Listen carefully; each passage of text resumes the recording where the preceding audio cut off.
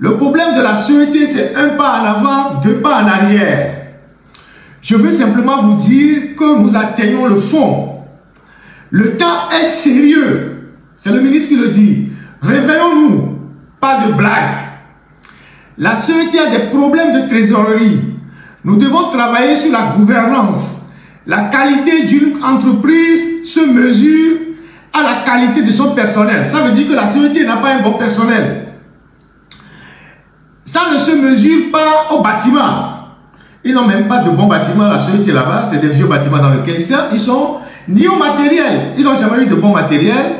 Mais à l'engagement et à la motivation et à l'amour du personnel pour cette entreprise. Vous tenez dans vos mains une bonne partie de l'avenir du pays. J'espère que vous comprenez bien la gravité des propos. Ça veut dire que demain, tout peut s'écrouler.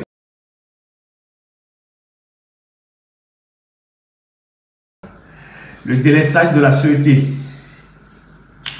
Le délestage de la CET, j'ai eu beaucoup d'interpellations merci champion, j'ai eu beaucoup d'interpellations de nos compatriotes sur d'attaquer le live sur Facebook. Partager au maximum, ils sont en train d'attaquer le live sur Facebook. Bon, ils sont déterminés, hein, eux aussi c'est leur travail, on ne peut pas leur refuser. Donc voilà. Et donc le délestage de la CET qui est revenu de façon assez violente. Et j'ai été interpellé par des compatriotes qui m'ont fait état de ce que la nuit d'hier, bonjour Joseph, la nuit d'hier, beaucoup de quartiers, plusieurs quartiers de la ville de Lomé étaient dans le noir sur de longues heures, sur de très longues heures. Merci beaucoup Brie.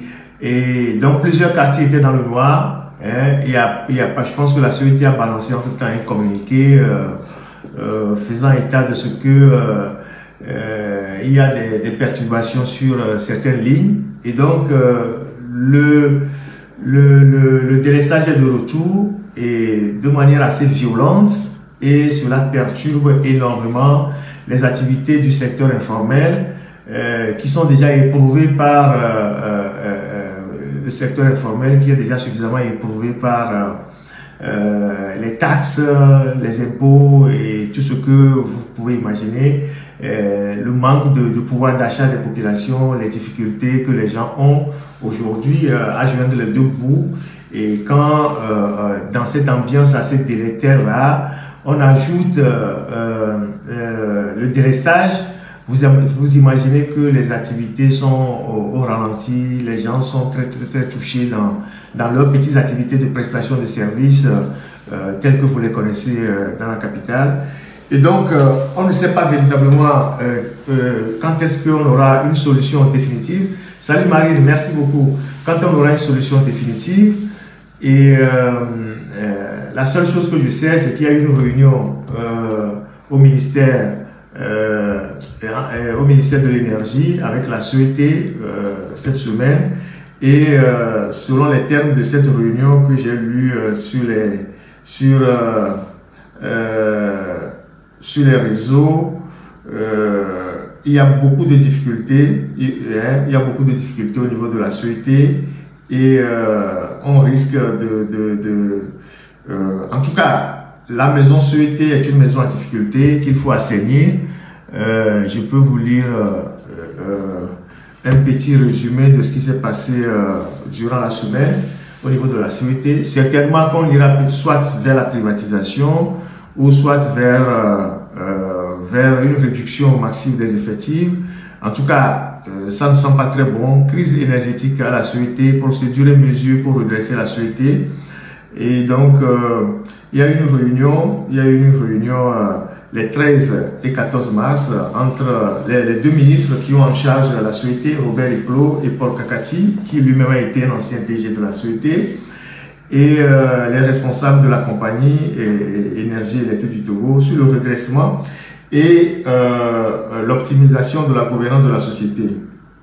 Objectif, mettre fin au dysfonctionnement interne, donc il y a des dysfonctionnements, redresser la situation financière de la CET, donc ça veut dire que la CET traverse des difficultés financières, et de mobiliser la direction générale et le personnel autour des objectifs et des objectifs visés par le gouvernement, à savoir 100% d'accès pour les populations togolaises d'ici 2030. Est-ce que vous qui êtes en ligne, vous pensez que les Togolais, 100% des Togolais auront accès à l'électricité d'ici 2030? 2030, c'est dans 5 ans, si je me trompe. Et aujourd'hui, le taux de couverture de l'électricité dans notre pays, je ne pense pas que cela fait au moins 60%. Et merci beaucoup Aristide, merci Aristide Lawson. Et donc ce sont des chiffres comme ça qu'on balance pour travailler sur le mental des naïfs. Quand on sait que dans les quartiers périphériques de Lomé, il n'y a pas d'électricité, il n'y a pas le courant, il n'y a pas l'électricité.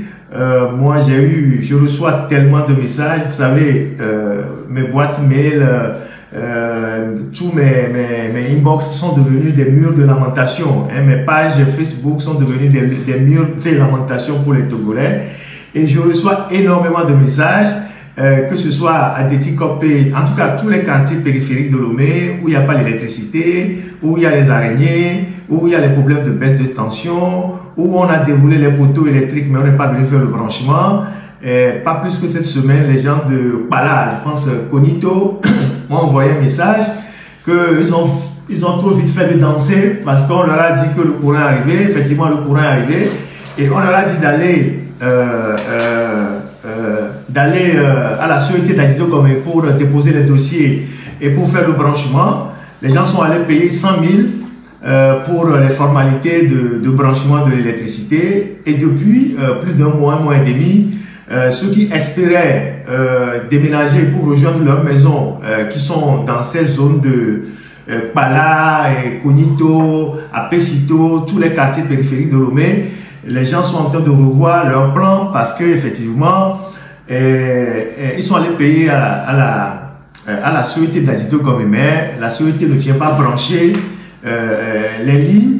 Et puis il y a aussi des problèmes de transformateurs hein, dans beaucoup de quartiers périphériques où on n'a pas acheté des transformateurs et donc les gens n'ont pas l'électricité hein, dans la périphérie de Lomé et le gouvernement nous dit en 2030 il espère atteindre le taux de 100% de Togolais avec l'électricité. Bon, comme les Ivoiriens le disent, c'est encore voilà, une promesse voilà, qui est intenable. Donc, au niveau de la sûreté, la réunion qui s'est passée la dernière fois, le 13 et le 14 mars, dit ceci: la société est au plus bas, ça veut dire que ça ne va pas. La société est au plus bas, ça veut dire que la société n'est plus en capacité hein, de fournir hein, le courant électrique aux populations de façon continue. Et donc, la société est au plus bas. La trésorerie ne se porte pas bien. Ça, ce sont les termes de la réunion hein, entre le ministère et la sûreté. Donc, ce n'est pas Ferdinand qui le dit pour que, après on dise que c'est Ferdinand qui invente des trucs. Donc, ça, c'est le rapport de la réunion. La sûreté est au plus bas. Quand on dit qu'une société est au plus bas, c'est qu'elle n'est plus en capacité de fournir l'électricité et que sa trésorerie ne se porte pas bien. La trésorerie ne se porte pas bien. Le problème de la sûreté, c'est un pas en avant, deux pas en arrière. C'est dans le rapport. Le problème de la sûreté, c'est un pas en avant, deux pas en arrière. Vous voyez, donc c'est une société qui est en train de dandiner, hein, qui n'est pas équilibrée. Voilà, on ne sait pas où est-ce que ça va finir cette histoire-là. Et je veux tout simplement vous dire que nous atteignons le fond. Nous atteignons le fond. Je veux tout simplement vous dire que nous atteignons le fond. Quand on dit qu'on veut atteindre le fond, c'est qu'on est dans le gouffre. Hein? On est dans le gouffre. Le temps est sérieux. Réveillons-nous, pas de blague. La sûreté a de sérieux problèmes de trésorerie. Nous devons travailler pour la gouvernance. Et nous devons travailler sur la gouvernance. La qualité d'une entreprise se mesure. La qualité d'une entreprise se mesure à la qualité de son personnel. Ça ne se mesure pas au bâtiment, ni au matériel, mais à l'engagement et à la motivation et à l'amour du personnel. Et pour cette entreprise, vous tenez dans vos mains une bonne partie de l'avenir du pays. Je vous demande de prendre le chemin de l'humilité et de l'honnêteté. Ce sont les propos au cours de la réunion du 12 et du 13 du ministre des Mines et de l'Énergie, Robert Eklo. J'espère que vous entendez très bien ce que je suis en train de dire. Merci beaucoup. Vous entendez très bien ce que je suis en train de dire. Je vous rappelle que la CET, c'est la catastrophe. Voilà ce qu'il dit. Ça, c'est les propos du ministre Robert Eklo, ministre des Mines et de l'Énergie. La société est au plus bas. La trésorerie ne se porte pas bien. Le problème de la CET, c'est un pas en avant, deux pas en arrière. Je veux simplement vous dire que nous atteignons le fond. Le temps est sérieux. C'est le ministre qui le dit. Réveillons-nous. Pas de blague. La CET a des problèmes de trésorerie. Nous devons travailler sur la gouvernance. La qualité d'une entreprise se mesure à la qualité de son personnel. Ça veut dire que la CET n'a pas un bon personnel. Ça ne se mesure pas au bâtiment. Ils n'ont même pas de bons bâtiments, la CET là-bas. C'est des vieux bâtiments dans lesquels ils sont ni au matériel. Ils n'ont jamais eu de bon matériel. Mais à l'engagement et à la motivation et à l'amour du personnel pour cette entreprise. Vous tenez dans vos mains une bonne partie de l'avenir du pays. J'espère que vous comprenez bien la gravité des propos. Ça veut dire que demain, tout peut s'écrouler. Donc, vous tenez dans vos mains une bonne partie de l'avenir du pays. Je vous demande de prendre le chemin de l'honnêteté et de l'humilité.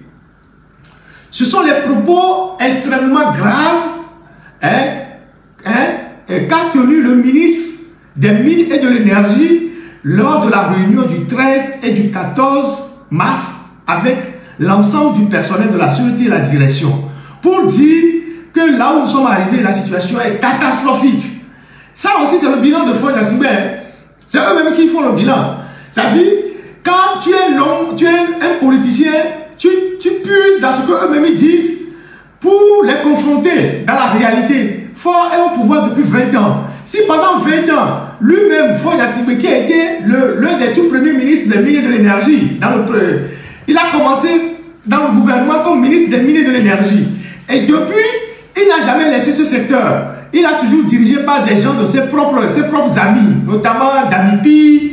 Après, bon, je ne sais pas, il y a eu, ça a été rattaché à la présidence. Et puis ensuite, il y a eu la Benjamin du gouvernement. Tout leur groupe de profiteurs là. Si un ministre vient dire aujourd'hui, après 20 ans de gouvernance de Foy Gnassingbé, et avec autant d'argent qu'on a injecté dans le secteur des mines et de l'énergie, un ministre vient de dire que la situation de la sûreté est capoute, pour parler comme les Allemands. Que la situation est totalement grave. Et que ce n'est pas de la blague, que la situation est grave, que la sécurité est au fond. Ça aussi, c'est à mettre au crédit du bilan de Foy Gnassingbé. Puisque ça fait 20 ans qu'il est au pouvoir. Et c'est lui qui contrôle le secteur des mines et de l'énergie. Depuis longtemps, il a été, il a commencé, voilà, il y a eu aussi Marc Bidamon, voilà. Donc, c'est lui qui contrôle le ministère de l'énergie. Et donc, s'il vient nous dire que la CET est dans une situation catastrophique, c'est que c'est eux-mêmes qui sont en train de peindre leur bilan. Ce n'est plus à l'opposition de faire un effort pour mettre sur la place publique le bilan de Foy Gnassingbé. C'est son propre ministre qui dit à la réunion que tout est gâté. Tout est gâté. Et que maintenant, il va falloir retrousser les manches. Ça veut dire quoi? Soit on va faire une privatisation, peut-être qu'on est en train de préparer les esprits à une privatisation, soit on va augmenter le prix du kilowattheure, soit on va diminuer le personnel, soit on va couper dans les salaires. Parce qu'effectivement, il y a aussi des gens à la sûreté qui ont tellement de privilèges, où on doit lutter contre la fraude. Parce qu'il y a au moins 30 à 40% des gens qui sont branchés au Togo, qui sont des fraudeurs. Surtout les gens qui sont dans la zone portuaire et ceux qui sont à la caisse, à la résidence de la caisse. Donc, le bilan de la sûreté là, le bilan des mines et de l'énergie là, ce n'est pas moi Ferdinand qui le fait. C'est le ministre des Mines et de l'énergie qui est en train de le dire. Donc, les Togolais, vous devez vous préparer au pire par rapport à la disponibilité de l'énergie. Déjà qu'on est suffisamment endetté vis-à-vis du Nigeria et du Ghana. on est suffisamment endetté. Je pense que le Nigeria, c'est des millions de dollars qu'on doit au Nigeria par rapport au branchement régional. Au Ghana, avec la VRA, la Volta Regional Authority, on leur doit aussi beaucoup d'argent. Et maintenant, on a fait des investissements foireux qui n'ont pas jugulé le problème le problème du délestage. On a mis beaucoup d'argent dans Contour Global. Des gens en ont profité pour acheter des maisons aux États-Unis, pour scolariser leurs enfants dans les meilleures universités, pour détourner beaucoup d'argent. Ils continuent d'en détourner. On a mis de l'argent dans la centrale Kekeli. À peine on a démarré, ça a brûlé. Aujourd'hui, on ne sait pas si cette centrale est capable de fournir quoi que ce soit. On est parti chercher des histoires d'énergie solaire avec les Arabes. Là, on se retrouve dans une situation catastrophique. Et donc, la disponibilité de l'électricité pour faire tourner d'abord l'économie du pays, ou bien faire tourner même le pays, ça va être compliqué dans les jours à venir. Et ce n'est pas moi qui le dis. C'est le ministre des Mines et de l'Énergie qui l'a dit au cours d'une réunion avec la direction de la CET pour dire les jours à venir seront sombres. Les jours à venir seront difficiles. Parce que, voilà, l'entreprise n'a pas été à la hauteur. L'entreprise a des problèmes de trésorerie. L'entreprise a des problèmes de personnel, de qualité. L'entreprise est gérée de façon opaque. Il y a énormément de problèmes à régler. Donc, ça c'est le bilan. C'est le bilan de Fort Gnassingbé dans un secteur pendant 20 ans. Si vous avez eu le contrôle d'un pays pendant 20 ans, un mandat, 2 mandats, 3 mandats, 4 mandats, vous avez eu à gérer un pays pendant 20 ans. Le seul secteur de mines et de l'énergie que vous-même, vous connaissez très bien parce que vous avez été ministre de mines et de l'énergie. Vous n'avez pas été capable de régler le problème. Parce que, justement, la corruption s'est installée là-bas, les commissions, les profits, et qu'aujourd'hui, la société est dans la merde. Voilà. Donc, chers compatriotes, vous comprenez pourquoi ceux qui cherchent les propos du ministre Eklo, je vais vous les donner, il n'y a pas de problème. Je vais partager les propos du ministre Eklo avec vous. Je vais même partager le lien de l'article qui a rapporté le truc à Isidore et on peut le partager sur TikTok, non? Ok, on va partager le lien pour que vous lisez vous-même les propos. Il ne faut pas dire que c'est Ferdinand qui a inventé. Donc, Isidore, tu as le lien, tu peux le mettre sur Facebook. Et le modérateur de TikTok aussi va mettre le lien de l'article qui rapporte les propos du ministre dans les trucs. Et vous allez lire vous-même pour vous faire vos propres idées. Et comme je le dis, c'est le bilan de force. Et c'est eux-mêmes, malheureusement, c'est eux-mêmes qui décrivent leur bilan. C'est pas nous. Si nous on le dit, on dit que vous êtes trop dur, vous n'aimez pas le régime. Mais c'est eux-mêmes qui disent, pendant 20 ans, on n'a rien foutu à la société. La société est devenue un gouffre financier. Donc, chers compatriotes, vous qui n'avez pas encore l'électricité, ce n'est pas demain la veille. Je ne veux pas être optimiste, je ne veux pas être pessimiste. Je ne suis pas de nature pessimiste, mais je veux être juste réaliste.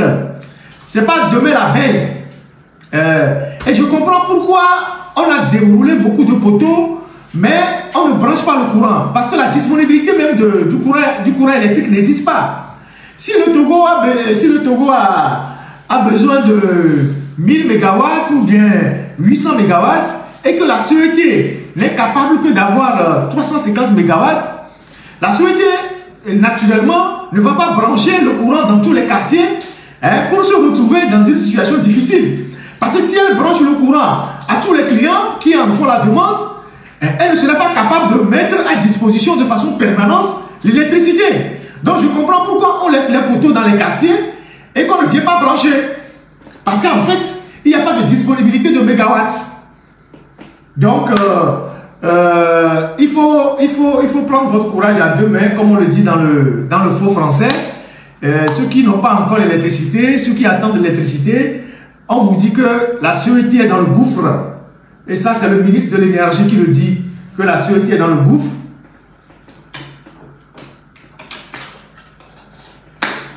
que la situation est intenable. Alors, comment est-on arrivé là? Ça, c'est la question que les gens doivent se poser. Société civile, partis politiques, voilà la question que vous devez poser au gouvernement. Parce que le Togo a souscrit à beaucoup de dettes auprès des partenaires bilatéraux pour résorber le problème du délestage. Comment se fait-il qu'aujourd'hui, on se retrouve avec une société, la seule société qui doit fournir de l'électricité, qui est totalement en faillite? Comment est-ce qu'on se retrouve avec une société qui est totalement en faillite? Maintenant que eux-mêmes ils ont tenu leurs propres propos et que les journalistes ont rapporté les propos qu'ils ont tenus, il revient maintenant aux organisations de la société civile, aux partis politiques de demander des comptes au gouvernement. Parce que le délestage va impacter l'ensemble de la population, va impacter tout le monde. Donc il faut leur poser la question, pourquoi on peut être encore à ce niveau aujourd'hui alors qu'on a pris des dettes, on a endetté le pays pour régler le problème de l'énergie. Alors qu'on a pris beaucoup de dettes pour régler le problème de l'énergie.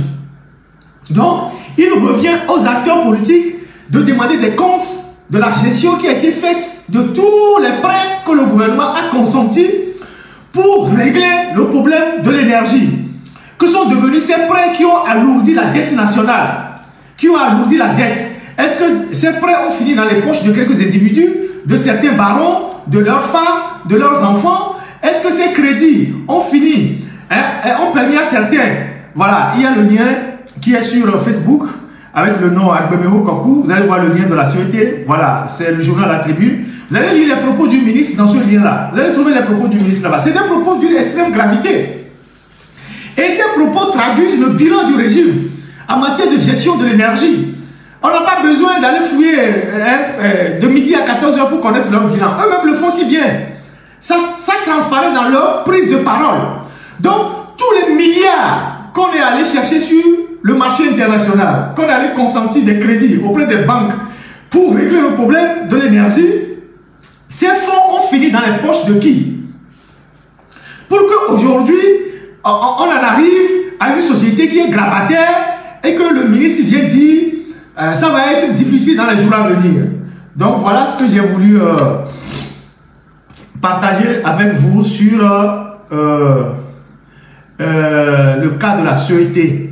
Donc, les gars, vous allez attendre encore un peu longtemps pour avoir le courant. Ceux qui sont dans les quartiers périphériques, ceux qui sont dans les villes secondaires, ceux qui ont déjà le courant, vous allez aussi souffrir un peu parce que il n'y a pas suffisamment de transformateurs, de compteurs pour faire les branchements.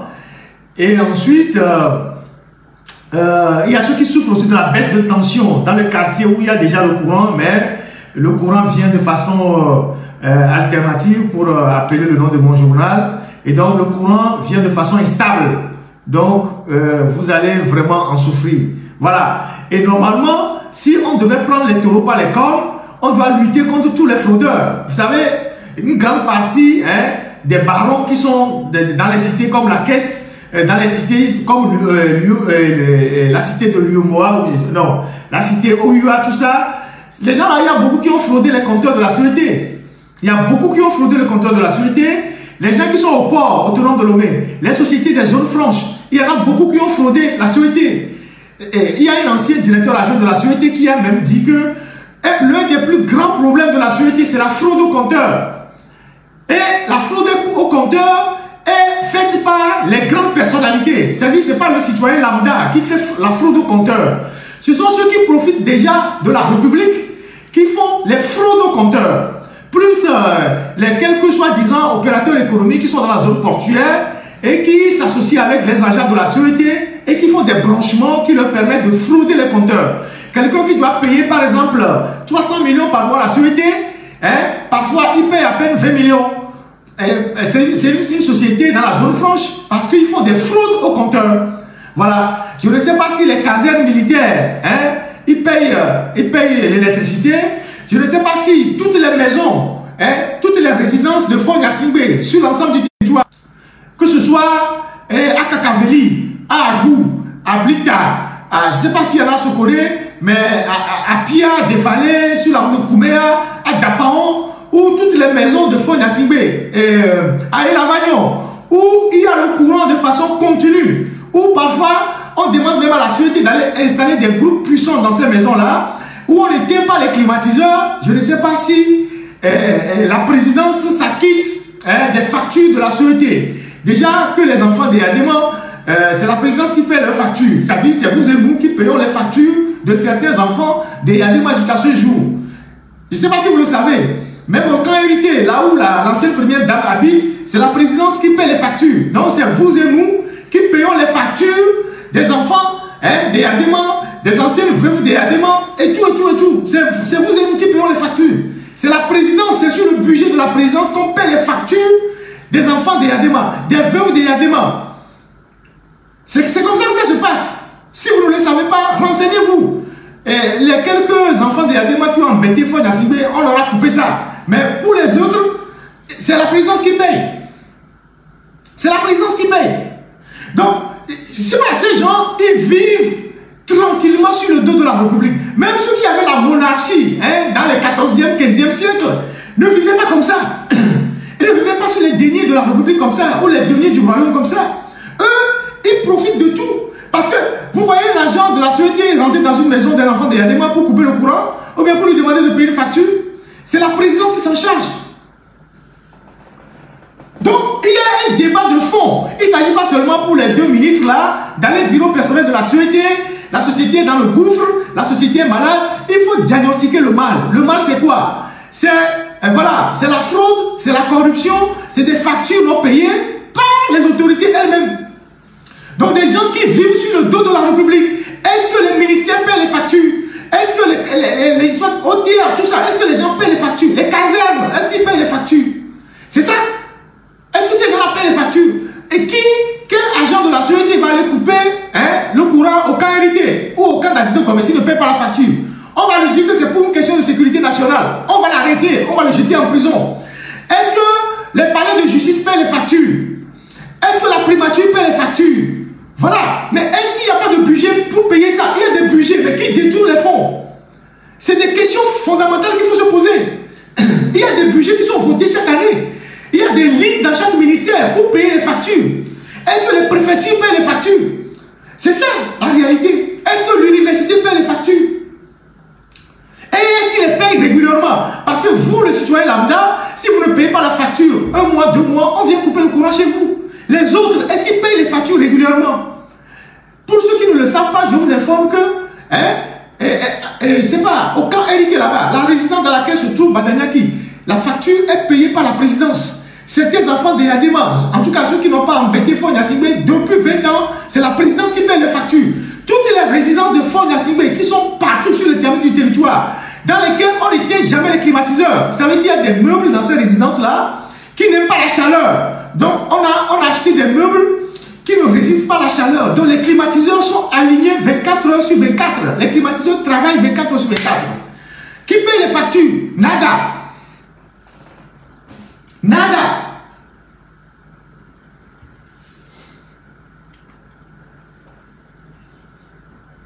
Il y a quelqu'un qui s'appelle Badoliste. Il faut le bloquer dans le TikTok. Il fait un commentaire.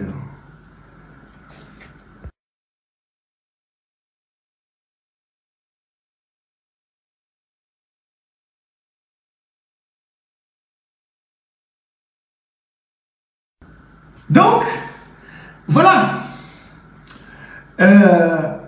Voilà ce qui se passe et il faut s'attendre au pire. Et ça, c'est le bilan de Fonya Singbe. Et donc, ce n'est pas moi qui le dis. Quand le ministre de Mines et de l'Énergie vient décrire la situation chaotique de la société, ce n'est pas Ferdinand qui le dit, c'est eux-mêmes qui font leur bilan en motovision, en direct, pour que tout le monde ait une idée de ce qu'ils ont fait de la République et du pays. Donc, ça c'est la société. Donc, attendez-vous au pire.